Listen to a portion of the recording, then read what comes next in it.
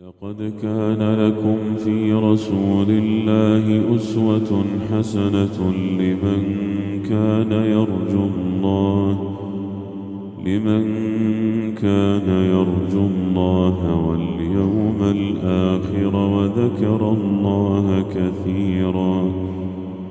ولما رأى المؤمنون الأحزاب قالوا هذا ما وعدنا الله ورسوله وصدق الله ورسوله وما زادهم إلا إيمانا وتسليما.